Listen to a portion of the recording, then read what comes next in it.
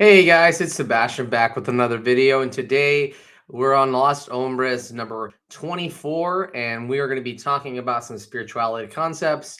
I'm going to be going into some deep diving, really helping everybody understand what is going on in the world, why everything seems so off, how to really break away from the reality that you believe that you live in and the reality that you actually live in. So, I'm going to help break down fundamentals. We're going to go explore deeper concepts, how things are connected, so that we can all be on the same page when it comes to like building ourselves up.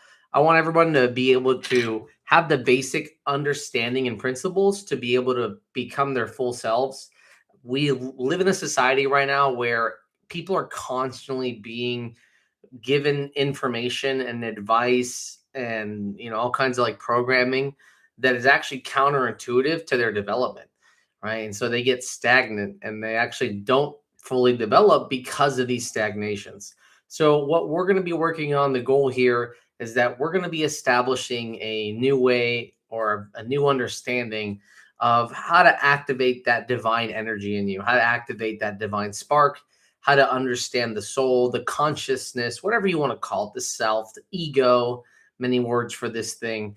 So we're going to understand what we are and how we operate in this world and why everything seems to be off and why it never seems to be good enough to some extent. Everything seems to be lower in quality and value these days, relationships, everything, right? So, why does the world feel like it's getting worse? So, we're going to talk today about let's break down again some concepts about spirituality and why are these topics so important, especially for like young men and people who are trying to make their way through the world right now, right? Well, when you look at the systems that we live in comparison to ancient cultures, right? So when you look at our ancestors, like the ancient cultures, the ones that were creating pyramids and doing architecture that was is beyond our capacity right now, right? When you ask yourself like why were they able to do these things, the simple idea of a different reality of existence was happening, right? A different focus on what mattered in the world. In the ancient world, there was a lot more focus on experiencing living and existence, right? So experiencing what the world has to offer. Back in the ancient cultures, it was really about what are you doing with your time, energy, and attention? How are you, you could say, pleasing the gods, or how are you fulfilling your destiny, right? In what way are you able to push yourself to find your true potential, right?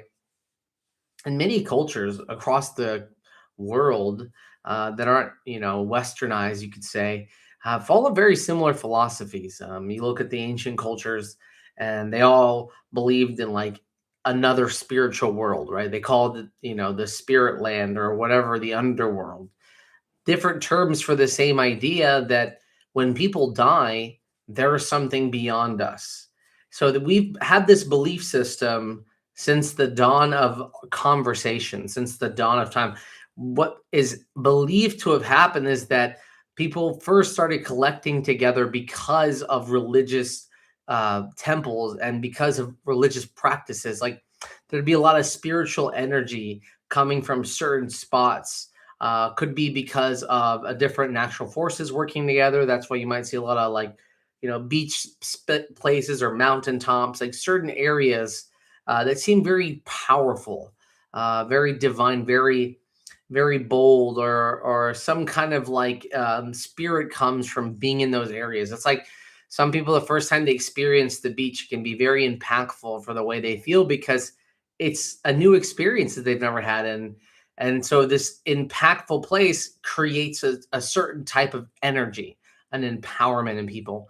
And this is why people used to collect together because they wanted to collectively feel these empowerments. And they would connect a lot with the local environment, the local nature. That's why you typically see a lot of gods being represented by animals, especially localized animals, things that represented emotions or desires that one had for oneself.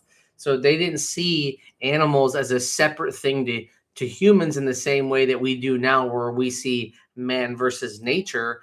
In the past, in the ancient civilizations, nature and man were one in both. We were a collective at the end of the day. What I believe to be true is that our purpose on this planet at the end of the day, our purpose from the monad, God, whatever you want to call it, to create all purposeful intelligence that creates our existence, whatever you want to call it. I believe our first job here really would have been to keep nature healthy and in order. We were the keepers of the earth.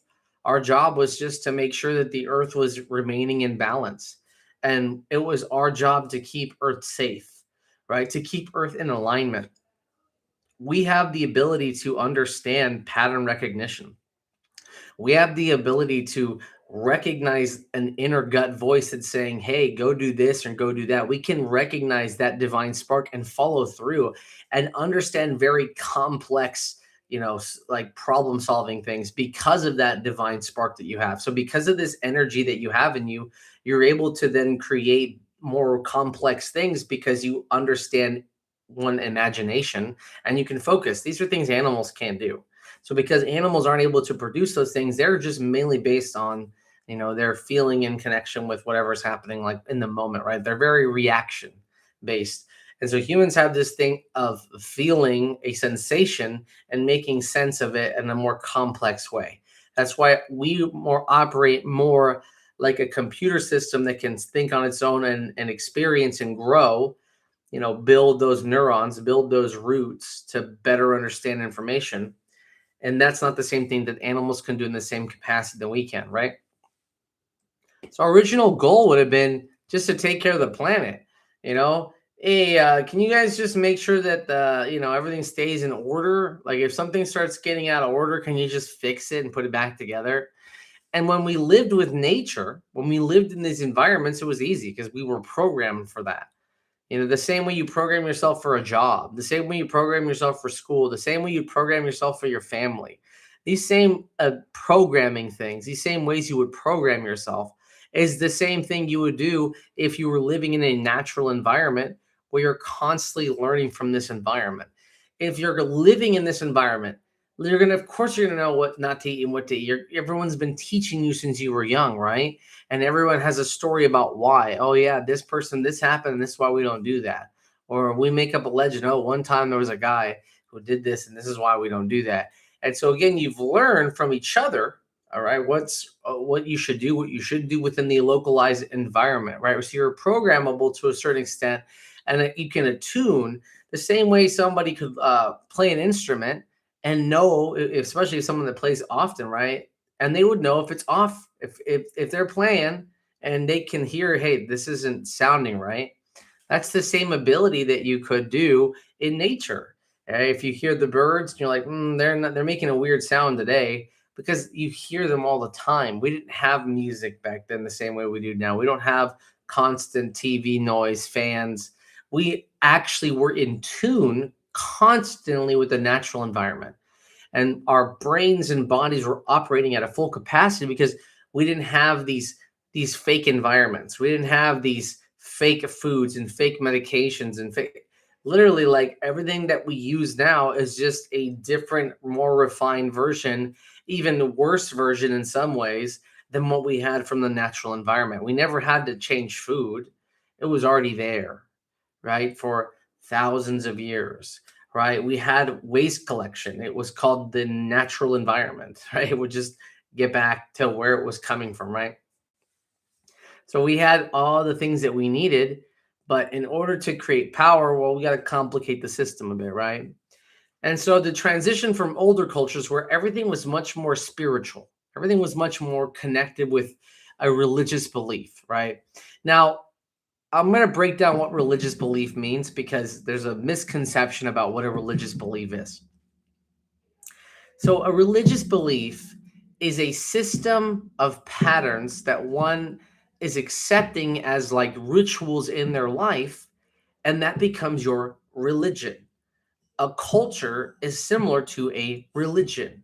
It is a belief system that is held together only by human concept, right? Not in a natural order, but a human concept, right? So humans have decided this is what it looks like. This is what it's going to be like. That is not something that's coming from the natural environment. That is coming from an environment that we are imposing, right? And so this is where humans start to kind of change the way we interact within our societies, because we start creating these rules that people have to follow and obey that don't always follow the natural order of things, and those can create turmoil within the society, right? So we started off spiritual beings. We started off knowing, and even ancient cultures would tell you this world isn't the real world. Just as much as we all know there's a subconscious, there's a dreamland, right? And so when we go to dreamland, we're not here, right? And before you're born, you're also not here. But there's a point where you go from being unalive to alive, right? And that spiritual energy shows up, that spark, that thing that keeps the heart going, right? Whatever that thing is, it shows up, and now you're going away, you're pumping, right? So we used to understand that this world wasn't real. It was a temporary world. We needed a physical world so that we could come from the other side to this world and experience reality for what it is, right? And so they had a belief system back then that our spirit was connected to another world somewhere. Now, I believe they saw it as the underworld, because if you look at the way your consciousness works, when you're conscious, you stand up, you're moving, and when you go unconscious, you fall to the ground. And so it would be easy to assume that when you're in a coma, there you're still alive, but then when you die, your soul gets sucked back into the earth, right? So that's why it's called the underworld, right? You go back into where the human comes from, because humans come from caves, humans come from portals from the land. So because they're coming from portals of the land, right? These portals are what allowing them to come from the underworld, right? Because the cave looks like a portal, right? So they go in the cave and they're like, ooh, babies come from the cave, which is the motherland, the earth, the female, right? So it's a different way of looking at life completely. They believe that the cycle of life was renewal, that there was, ups and downs, ebb and flows. Everything followed a pattern, a routine, some kind of cycle, right? Whether it was a weather cycle, whether it was a calendar cycle, what was the solar cycle, lunar cycle, everything, birth and love, like everything cycle. Emotions have cycles. Everything is a cycle, right?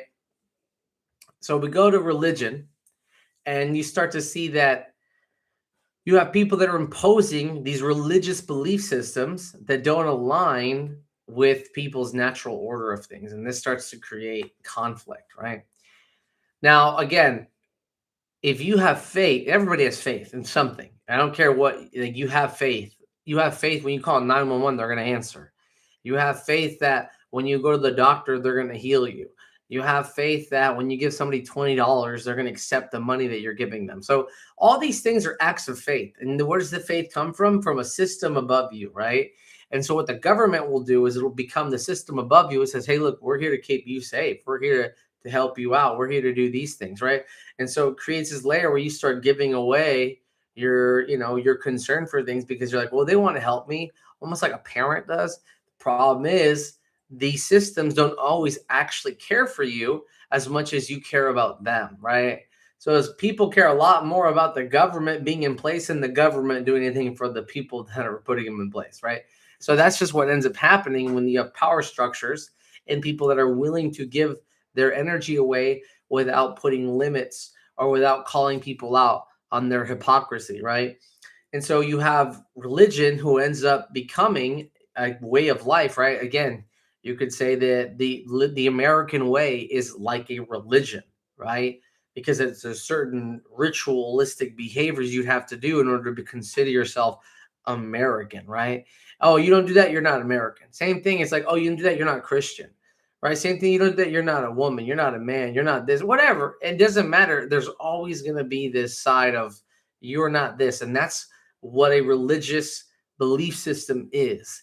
It's a belief system of systems that you put your energy into keeping going. And so that's the energy necessary to keep this system operating, is I have to keep believing that the system is real for it to operate, right? And so the second you realize that some of these systems aren't real, you can rechange your operating system. So then create the religion, the system of life that you feel aligns better with your being and not so much what you've been conditioned. Because again, the conditioning you're given isn't in your best interest. It's in the interest of the people that are putting these messages in your brain to control the way you control yourself, the way you operate, right?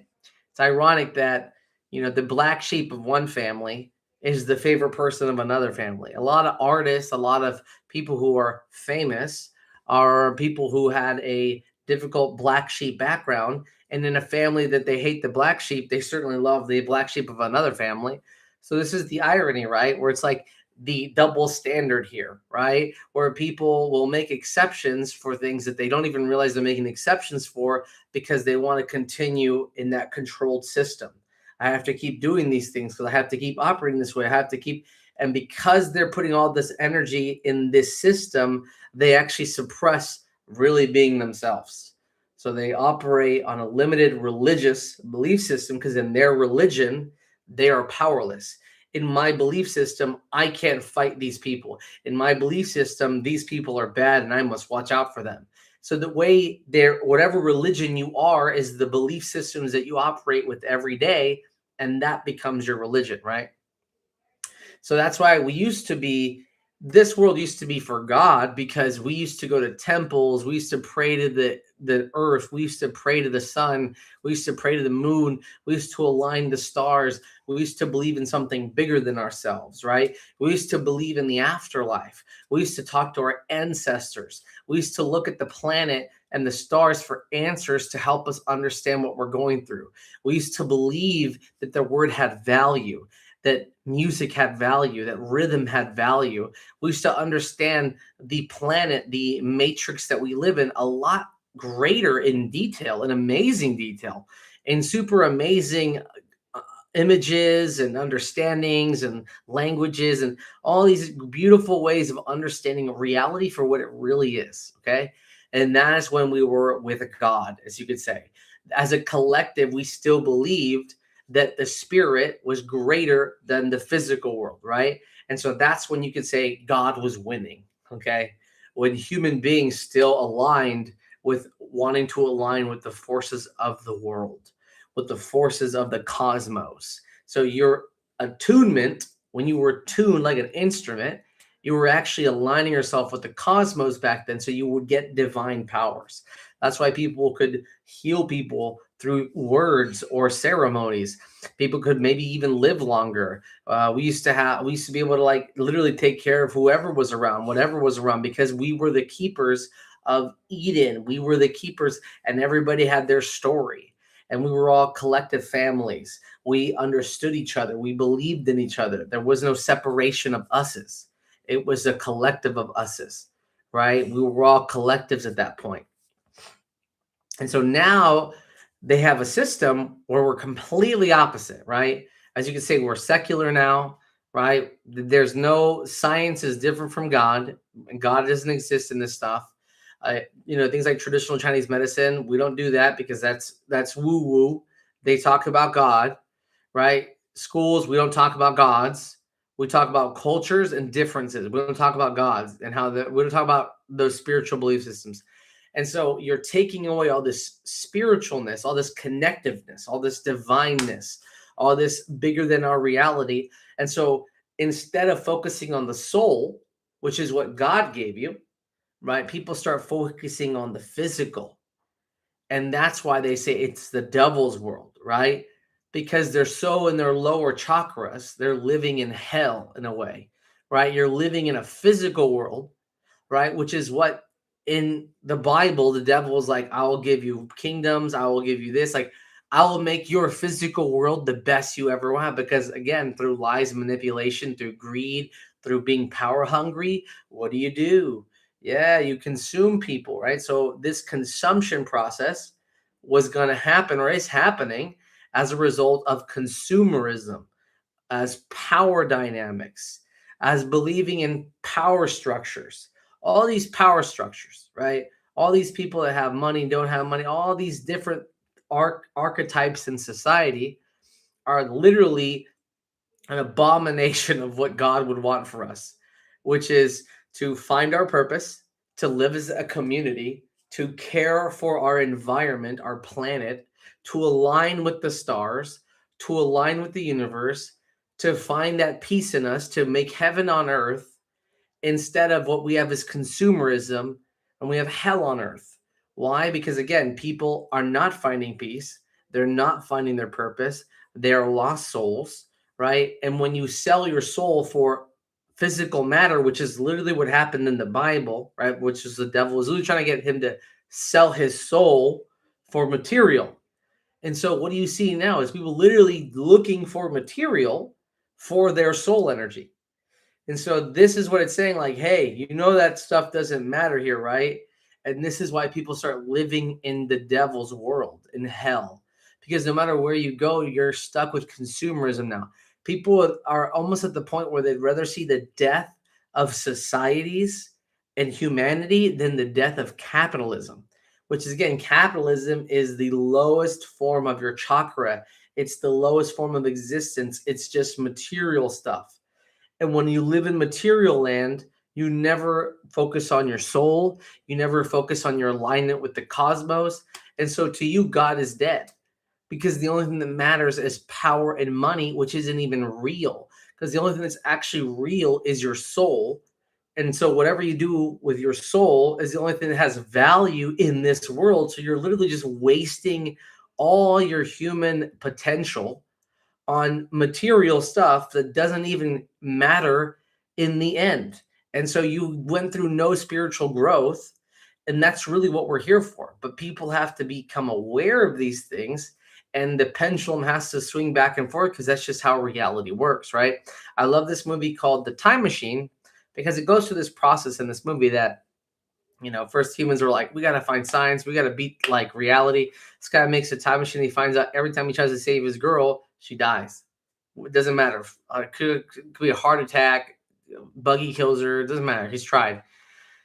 And so he finally just leaves her. He goes in the future, and society ends up collapsing, right? Like bureaucracy takes over. Like everything's about inventions, and everything's like humanity's like pushing the narrative of like what we can do with our potential, and we stop remembering like we're here for a greater purpose.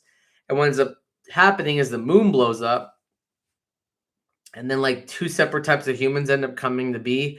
There are humans that have to live underground, and then there's humans that live above the ground. And the underground ones have like all these like like mythical powers or abilities like telekinesis and stuff. Like they're like way higher like on an evolutionary level for like their spirit and whatever, but they've lost like some of their humanity. Like they're more like animalistic in a way. So anyway, so that you have like these animalistic futuristic humans that like one of them's like a super genius or whatever. And then you have the other group that turn into like almost like the Native Americans again, or like indigenous people, like real people, as I like to call them, like people that are about living, that understand the process, that are enlightened, that are awake. And they were literally living on a cliffside with lakes and waters, and they had rituals, and they had a belief system, and had God again. And you can see that this pattern is going to keep happening, because whether we all fall apart for a religious purpose, for a common belief system, we will just congregate again. And if you get a bunch of humans together, they will eventually create their own belief systems, their own religions in a way, their own ritualistic behaviors that value or align with the values that they have. So this process is just going to keep happening again, right? This process of people like finding, like finding themselves and then breaking down and finding this is like the alchemical process of becoming who you are. And there's a belief system from Jesus that because he spread the word the way he did, that regardless, human beings at some point are all going to end up waking up. So we're all going to at some point like be like, wait, it just makes too much sense that this is the real world and this is the fake one. Like this feels so forced now. Like it's so obvious. Like once you can see, you're like, dude, damn, bro, they had everybody going. And you break that cycle, and now you see it's something new, and now you can teach it to other people. And so it's going to spread eventually. No matter what, it's always going to spread back out, because you can't hide the truth, because people always find it within, just like societies always did. They always find these things because it's, well, how reality works. You can try to convince me how reality works, but reality is truth, and the truth will always reveal itself over time. So no matter what you do to try to cover up what reality is, it's going to show itself. People are going to start going, wait a minute, what is living? Wait a minute, what are feelings? Wait a minute, what's it's going to come back. What is the soul? It's going to come back. All these cultures that come up with the same philosophies at their core, even though they're in different languages or different ways of seeing it, they all align in the end. They're all saying the same stuff because you can't beat reality no matter how much you try to convince people. And people will fight back eventually. You could try to hold on to that power, but they will eventually fight back. So we're in a situation where, we're living in a society that they are using the satanic magic, whatever you want to call it, demonic magic, dark magic, like seven deadly sin style magic, right? For consumption of people, right? They're consuming, these higher, like, establishments have a lot of like secret societies. What are secret societies based on? Religions, okay? And belief systems. They're religious. They have certain orders they have to follow.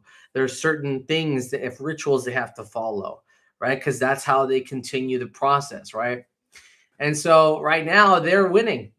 They got people convinced. They got people just eating away at their life, over consuming. I mean, greed. How many people do you see? More, more, more, more.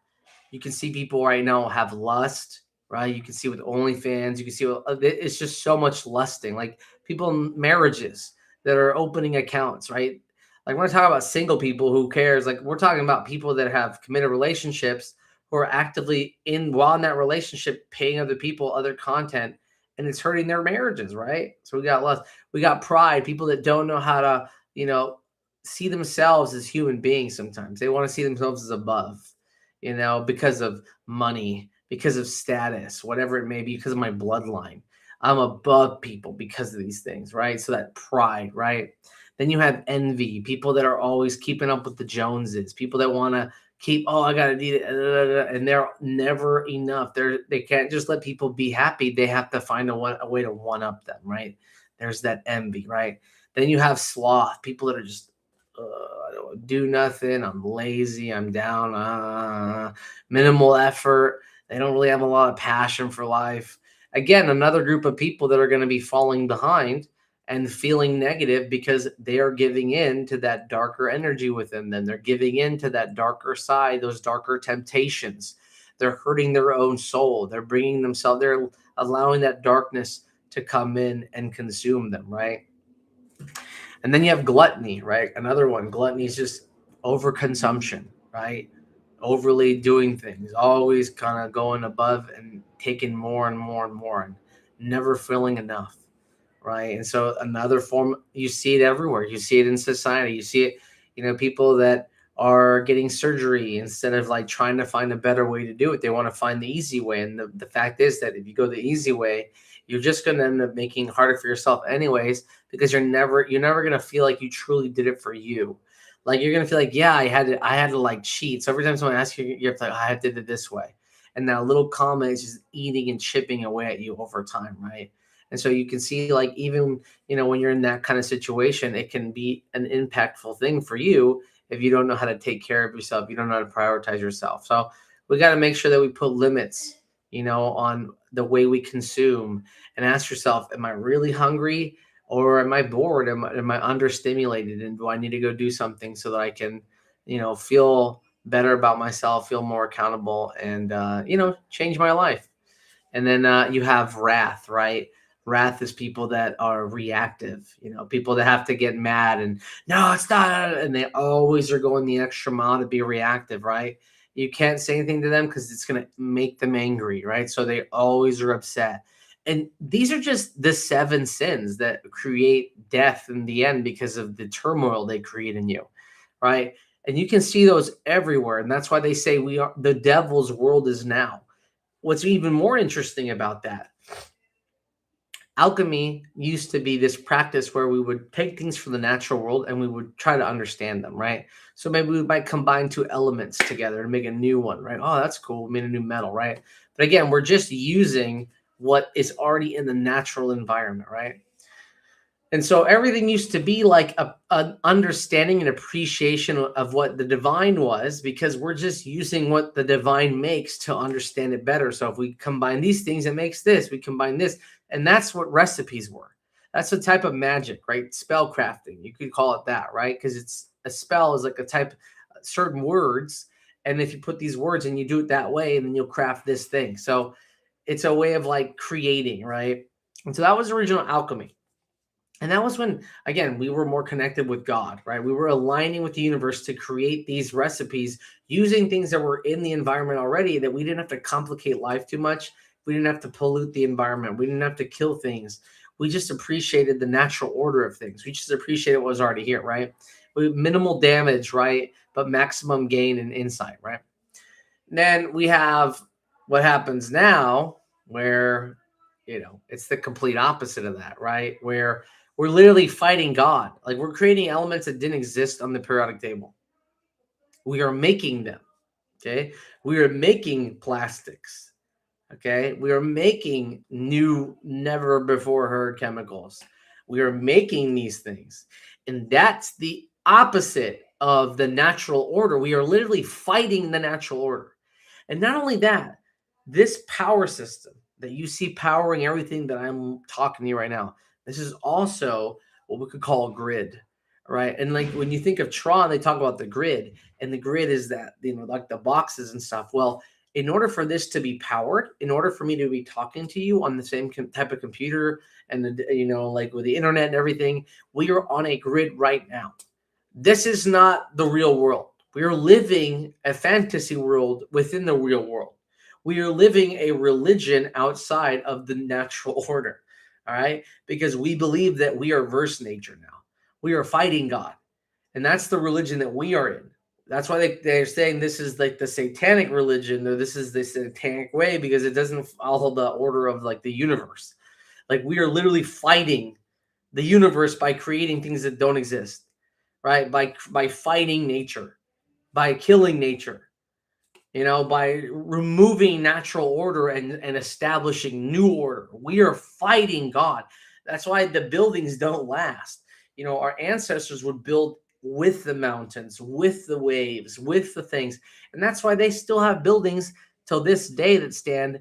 And they moved blocks that we don't even know how they moved them, because they weren't fighting a system. They were understanding it at levels that we can't even comprehend, literally, because they studied their whole life believing that these things were real, watching other people do it, unlocking their abilities because they're like, I can do that too. And they took that away from us. They've convinced you that you don't do that. You do what we tell you. And so the less you work your mind out, the less you're going to have access to your divine powers, because they work 1 and 2. You have to be able to work the mind to be able to understand how to focus it and really appreciate the divine spark within you, right? So that's where we're at now. We're literally living in hell. Why? Because again, we are at the materialistic world. Look, so that was the 7 deadly sins. Let's look at Tao, right? Or Taoism, right? Watch this. They got 3 demons too. They got 3 worms or demons, whatever you want to call them, right? You got the mind one, which is like the greedy one that wants to consume and like I want more power, right? So that makes you sick. You got the stomach one that makes you consume more, gluttony. There's another one. And then you have the bottom one, which is the sex one, right? So it's like the urge, the impulse, the I want it, the cravings, right? And so the more like a primal one. And so here's the 3, right? Another type of ideology that's teaching you the same principles, right? The same idea that excess is bad. Don't do excess. It's not good for you, right? Again, another thing that's teaching you that we're living in hell, and it's a whole different set of belief systems, but they both believe the same. Zoroastrianism also believes, again, in the good deeds, good words, good thoughts, right?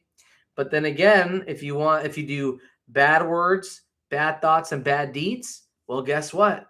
You are on the bad side of things, and it's going to start eating at the light inside of you. Again, we are living in a consumerist supported environment that is counteractive to the entire belief system of God, which is living within the order, the perfect world as it already was before we started to kill it and mess with it, right? We don't work in alignment with it. And that's the problem. We have all this technology, all this advancement, all this like philosophy and understanding. And no matter how much we understand, we could potentially become good. We have the technology, we have the knowledge. We just don't have the people that are fighting for those things. We don't have. So let me explain something here. Another concept that, like we've got the yin and yang, right? I like to think of it as, you could call one power and force, so you could call one like the Sith and the Jedi, right? So you have power, which is like a hurricane, and then you have force, which is like a rock, right? So the hurricane is hitting that rock, but that rock ain't moving. Okay, so unstoppable force with an immovable object, right? And right now, there's a lot of people that are being rocks. There's a lot of people that have been conditioned to be rocks, and they have no power. So these people that are just taking it and taking it and taking it. And there's a lot of people that have power, but they have no force at all. They have no ability to withstand. They are very sensitive. You say something to them, boom, they're reacting. They're responding. They're fighting back. They're heated up. You did this to me. I can't believe you would push me. Right? They're coming at you. Okay? They're getting upset. You push the button. You use your energy to push a button and they reacted, right? So that's people in power. Right now, we have a lot of people in power. We have a lot of people that have a lot of force. The problem is the people in power have convinced the people with force not to fight back because, they're going to get hurt somehow, right? Because again, they don't believe in themselves to have power, right? So when you want to look at power and force, you want to think about maybe like a boxer, right? Like you need to have both sides. You need to be able to take a punch and give a punch, right? And that's having the dynamic for both, right? You don't want to be one or the other. You need a little bit of a mix. And that is that healthy balance between taking care of your body, taking care of your mind, taking care of your force, what you can handle, and taking care of your power, what you can dish. And this is what I mean by that. You'll run into situations where you have people who will just start throwing comments at you. They're trying to deregulate you. They're trying to get under your skin. They're trying to fuck with you. And they're just saying whatever they can, right? And so they're trying to find your weakness. But when you have a lot of force, you'll just sit there and take it, but you won't punch back, right? And when you really know how to utilize that balance in your life where you have the force, but you also know how to utilize your power, it only takes one good punch, one good truth to really knock people off their feet and knock them out. So you might come at me and try to get me with 1,000 different little comments that you can make. But when I make my one comment, it's going to hurt and you're not going to like it. So we might as well, if we're going to do that, that's fine. Just remember that when I hit, it hurts. So when you hit me, it doesn't really bother me. So we can play this game. I'm not gonna be the one that loses. Okay. I'm definitely gonna be the one that walks out here feeling like myself because I never altered my state to begin with. Right. So when we get into these situations, you can see that people don't take well once you start fighting back, right? But again, I'm not fighting in the sense that I want to control. I am putting down my foot and I am asserting my power that yes, I'm not afraid to punch when necessary, but I'm not going to punch you to control you. I'm going to punch you to balance out the situation. I'm going to put you in your place, but again, I'm only going to hit you with enough force to get you to back off of me.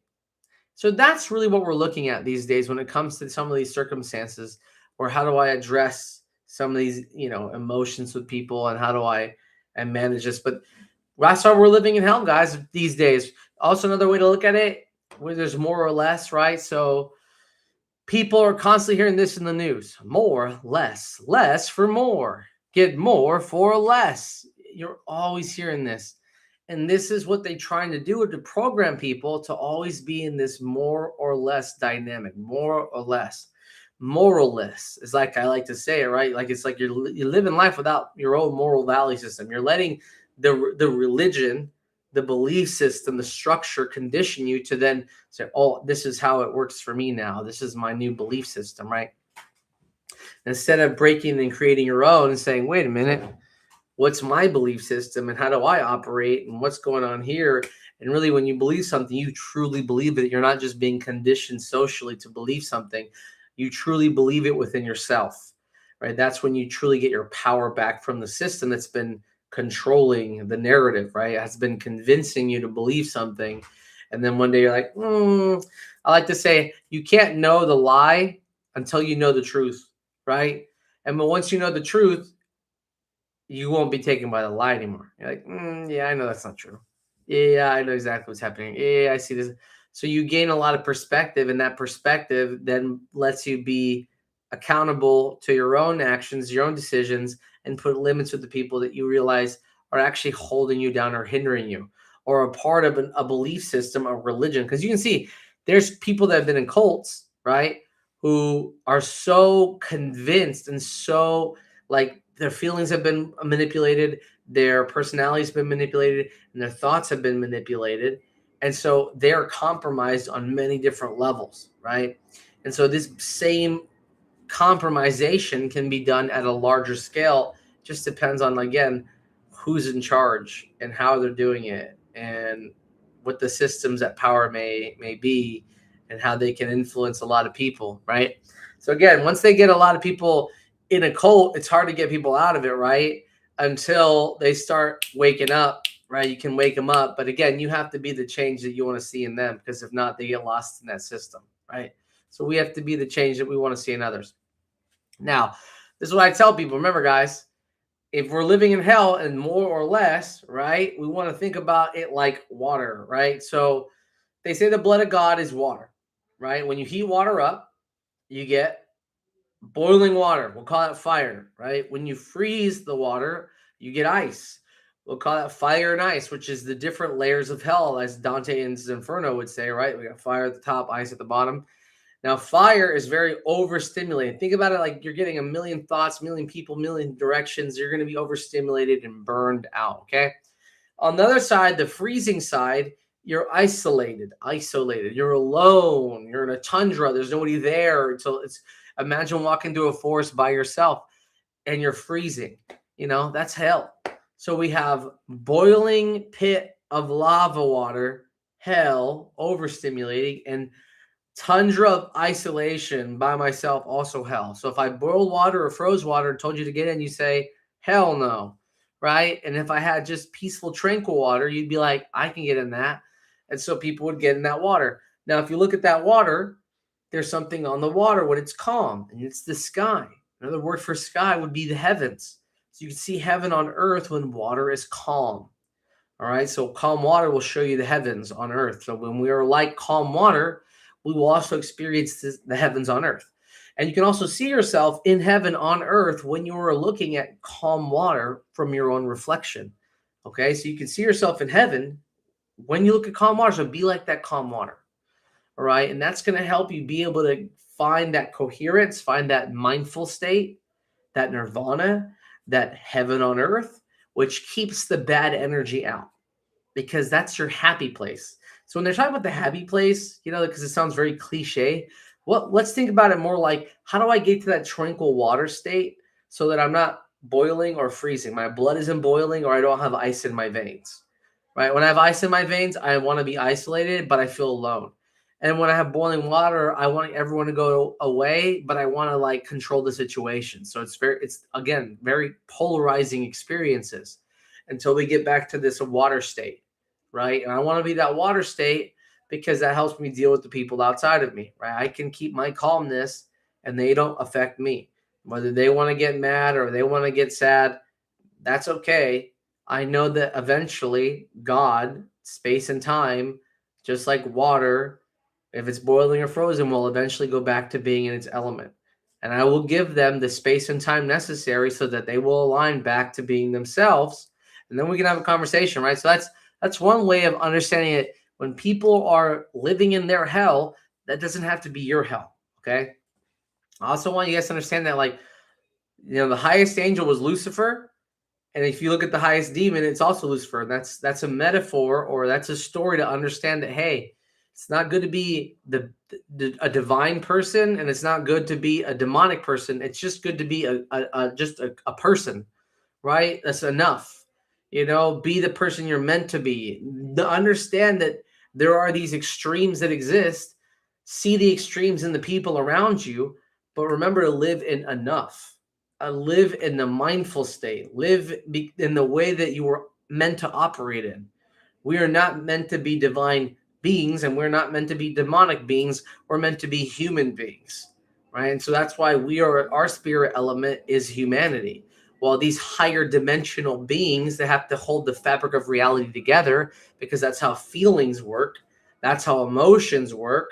Whether you're doing charity or greed, they're types of emotions, they're types of behaviors, they're types of actions that will affect the being, right? And so you need these elements, but we should find that inner peace in us and realize, hey, I can appreciate both sides. I can experience both sides. It adds complexity to the world. But that doesn't mean I have to live in those extremes myself. And when people are living that way, I need to remind myself to get back to my tranquility, my peace, because that's how you keep the bad energy from accessing your divinity, right? And again, let's talk about bad energy. Let's just say negative energy, right? Or too much positive energy. Just the energy that is going to take me out of my balance is energy I don't need in my life. If you can't sustain your balance and contribute to my balance, then I don't need you around, because you're just going to imbalance me over time. And I'm trying to keep my inner peace. So that's a big way to understand, hey, if you want to get a head start on how to deal with all the crazy energy in the world, well, one thing would be to find that happy place within you. And that is creating a space in your soul, in your mind, that you can say, hey, I have to be tranquil like that water, or else I'm going to hurt the people around me, and I'm just going to live in hell, which is I'm always feeling like I need to do more, but feeling like I'm not doing enough. And then when I do less, I feel like I should have done more. More or less, more or less. That's living in hell. That's the extremities of life, because you're never feeling enough. So once we get out of living in these extremities, we get to really start to understand this process. This is when we start accessing the divine nature, the divine energy. One thing I recommend too, like look up, Hinduism chakras and stuff. They're really interesting. They're very powerful. I'll give you a brief summary of them so we can kind of be on the same page. And just think about this as like also another reason why we're called humans is the word hue is about color spectrum. And you can think of each chakra as a different color spectrum. And each color kind of has its own bell curve where you have more or less of it depending on what's going on. So sometimes you have more energy of one thing and less of another. And as a human, you're going to be going through different energy states.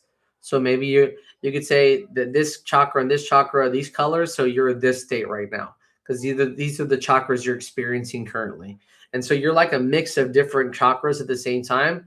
And that's what you could say is making you human, right? Is that you're a mix of different types of energies going on at one time that would produce a human. And we'll also see in color, we can visualize the world in many colors, which is another reason why we see the hues in the world. We're humans, right? People that view through color and are also human beings. People that view through color that are also spiritual in nature. So that's why we're called human beings. Okay, so let's talk about the chakras. So the bottom one is we're going to call that your root chakra, right? Your root chakra is also connected to things like your existence, like the physical needs, like the basic needs, like the materialistic needs, the most grounding needs, right? You could also say like your root chakra is your lungs and your colon. So these are like earth types of elements. So that's your root chakra. Okay. Another chakra above that is your emotional chakra. So we're gonna call the bottom one is I am. All right. The second one is your feeling chakra. It's more towards like your private area. Those are your feeling chakras, and it is I feel. Okay. The next one is your willpower chakra, and that's I can or I will. Right. Your willpower essentially. The next chakra is your love chakra, and it's I love, right? So you give love, you receive love. The next one's your communication chakra. So it's like your speaking chakra. So it's communication and talking. And then you have the one that you see, your understanding chakra, your visualization chakra, your thought chakra, right? And then you have your enlightenment one, like the one where you understand, right? This is the chakra where you finally like have a better understanding. That third eye opens up, like a higher perspective. Like it's not just I can think about it, I understand now. So those are the seven chakras that we experience that make us the humans that we are. And that's why sometimes we have more or less of it, right? So we're going to have days where I have a lot of willpower and the days I don't. I have days I want to get a lot of love and days I don't want any love.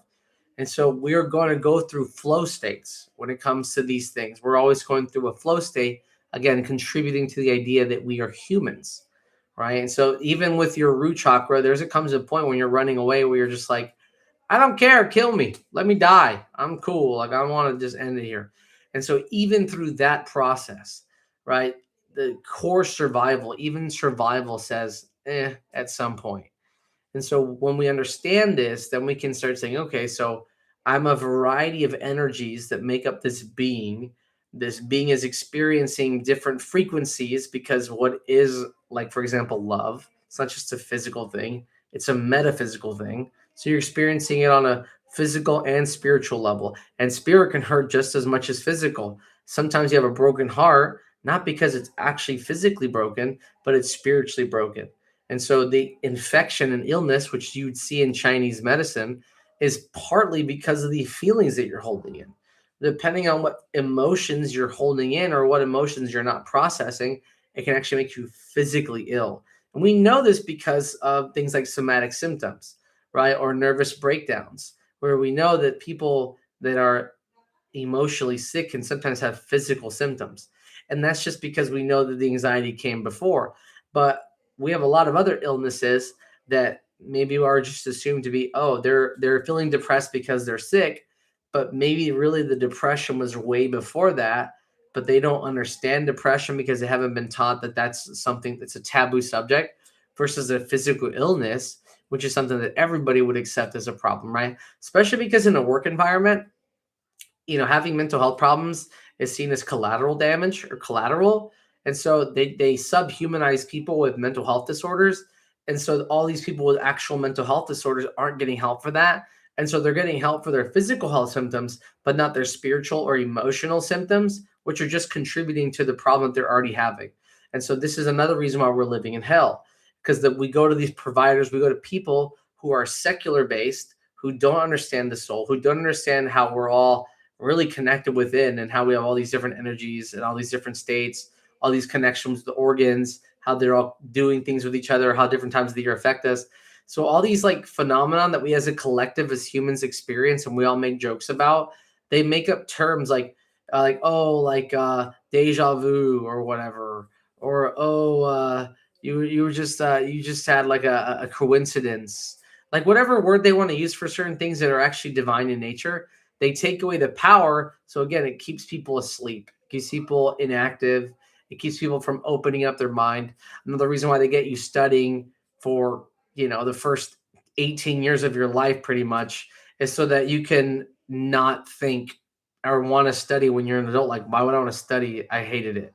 So they make you hate education so that you limit yourself on education. And the people they do get to the top through education, they are able to manipulate them through power dynamics, through secret societies, through groups, through group mentality, through occultism or cults or whatever, same mentality, right?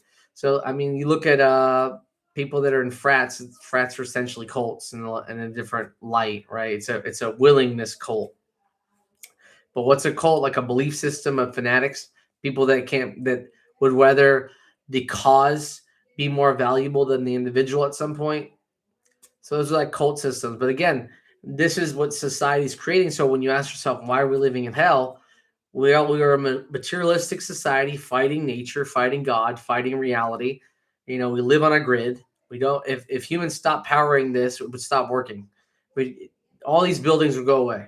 Everything that's everything that's made by humans, it's not by God, it would go away. It would cease to exist because he doesn't make these things. Unlike the rocks, when we're making the mountains, he doesn't make them go away in the same way because he appreciates the design. He appreciates the thought of understanding reality. And when you understand reality at a higher capacity, you are rewarded for this knowledge by long lasting longevity, long stories that your soul meant something greater than what you were. Because again, just as much as these houses that people are buying that are just copies of their neighbors, there's no attunement for soul in that. There's no alignment with the universe. Actually, you're getting mad at the squirrel that keeps coming to your tree and taking your nuts. You know what I'm saying? Like you're getting angry at the birds that are pooping on your driveway, but it's like, where were they supposed to poop? Not on your, like, where are they going to go? Like, there used to be a natural cleaning system that when these things would poop or do things, like other things in nature would clean them. We have killed all those things. We have removed ourselves from these natural ecosystems that now we're having to what again fight pesticides, all these chemicals, all these things that aren't natural to the environment. Now again, if everything gets knocked out, we go back to what? Living with the ground? If we had an apocalypse, what would we go back to doing? Living from the earth, building huts, building with nature again. Again, people look at the apocalypse like it's a like, oh no, we're not going to be able to fight. It's like we're not going to be able to fight nature at some point, or yeah, we're going to have to live with it again. Imagine in all desperation after an apocalypse, after a cataclysm, we all go back to living in nature again. Oh man, I got to go back to living in the woods again. I got to go back to finding berries and food. I got to go back to walking. I got to go back to natural medicine and aligning with the earth. I got to go back to seeing the stars every day. I got to go back to waking up to the sun. I got to go back to appreciating the divine spark within me. People look at like we're going to lose the capitalist system as the end of the world, when really it's the start of a spiritual world and the end of the demonic world, the end of the consumerism world, where people love each other because we are people instead of people loving money more than do their own society, their own brother, their own sisters, their own family, the thing that matters the most.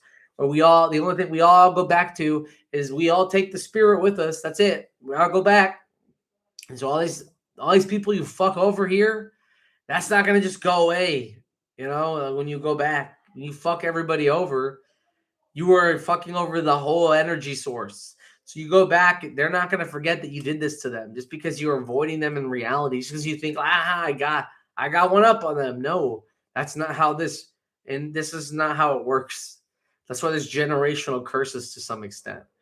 Because instead of educating and loving and creating a better outcome for our younger children and being the person we need to be, when you cut shortcuts, when you sacrifice other people's lives, when you become selfish of the flesh, what happens? Well, you lose yourself in the process and you literally kill any life around you. You kill the divinity around you, you know? You end up destroying the beauty that life creates through greed, through hate, through lusting, through wrath, through pride. So just be aware, guys, that there are people out there who are not taking care of their energy. All right. Find your inner peace. Find that place inside that helps you stay current, that helps you stay balanced. That's going to give you access to your divinity. That's going to give you access to the powerful word. Start telling the truth. Start working on sin. Start working on your virtues, but not too much of either. Just be enough and start learning how to be enough in this world. And the day that you become enough, no one can take you out of that. And that's what Jesus was preaching at the beginning. He was saying that they can't take your soul from you. The material world is nothing. It's a joke. That's how they get you to keep giving them the system. It's like an MLM. You got to sell more. If you sell more, why don't you recruit somebody for us? Sell more. That the MLM is America. That's why it's literally a pyramid. That's why all the rich are up here. It's more like this now, but I mean, it literally looks like a pyramid. Why does it have to be a pyramid? Why can't it be like this? Why can't it be like just a stable foundation of a collective? Why does it always have to be a pyramid? because at a pyramid, everyone gets crushed at the bottom and they don't matter. When really that's an abomination of God because he doesn't believe in that power dynamic. He believes in this power dynamic, especially as human beings. There's nobody above anybody. As above, so below. As within, so without. Okay? The soul forever and the universe going along there. Well, guys, it's been a wonderful conversation. Hey, here we are to a new year, right? We got to do this podcast a little early because I got some things happening this weekend. And I appreciate everybody tuning in that comes and watches these videos. I'm here to keep serving you guys. And we'll keep learning. We'll keep working. We'll keep grinding. And it'll be a new adventure this year. Got a lot of cool topics. Going to be learning about Eastern medicine. Maybe learning about some yoga practices, the Kundalini, and really starting to bridge the gap with these different belief systems and how they're really much more connected and intertwined than we thought before. Or maybe, again, people know these things, and I am now learning from people out there who have mastered some of these things a lot more before I came along. So I'll keep teaching you guys what I find, and well, let's just start changing the world together. Take it easy, guys. I'll see you guys later. Bye.